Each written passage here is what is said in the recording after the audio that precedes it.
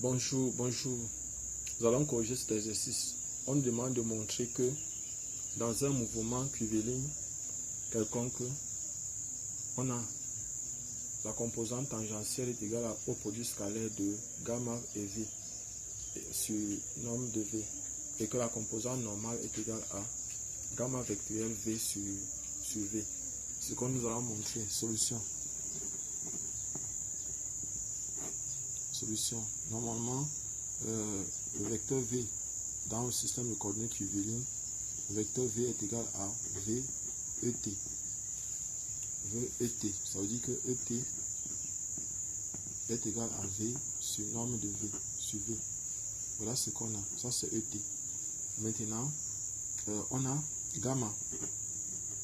Le vecteur gamma est égal à gamma T ET plus gamma N EN.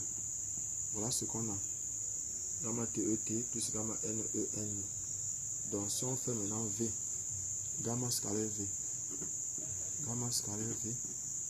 ça va donner simplement, si on fait gamma scalaire V, ET, ça va faire V gamma T. Donc on peut donc tirer à partir de ces relations-ci, gamma T égale donc à gamma scalaire V sur V. Donc voilà la relation, on va l'établir. Maintenant, on peut faire maintenant gamma scalaire, gamma vectoriel. Si on fait gamma vectoriel V, ça va faire gamma T ET plus gamma N EN, le tout vectoriel VET.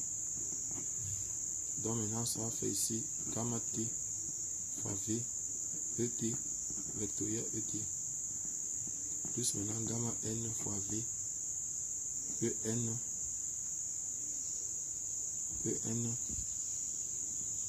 vectoriel ET. Donc voilà ce qu'on a.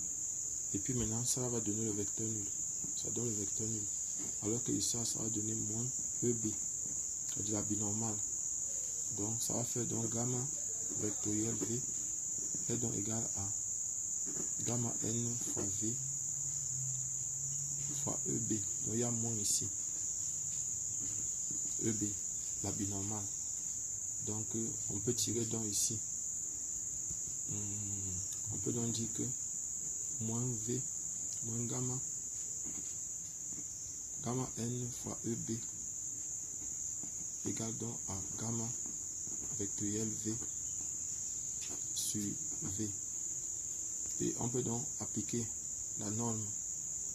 Donc on aura donc norme de donc gamma N égale donc à norme de gamma N qui est égale encore à la norme de gamma vectoriel V sur V. Donc voilà ce qu'il fallait trouver.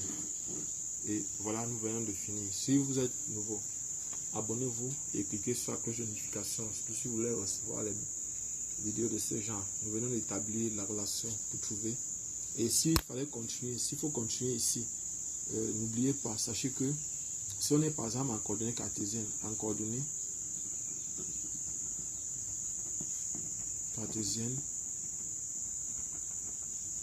donc si on voulait déterminer les quoi, donc vous connaissez toute la relation. Si on veut déterminer le rayon de courbure, donc si on veut déterminer le rayon de courbure c'est R égale à V carré sur gamma N.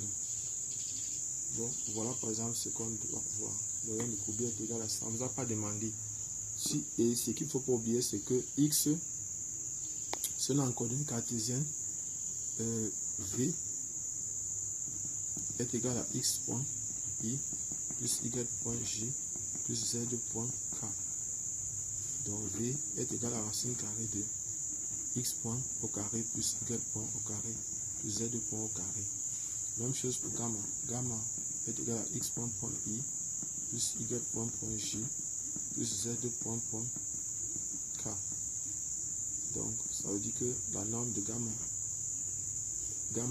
a pour norme racine carrée de X point I au carré plus Y point au carré plus Z point au carré.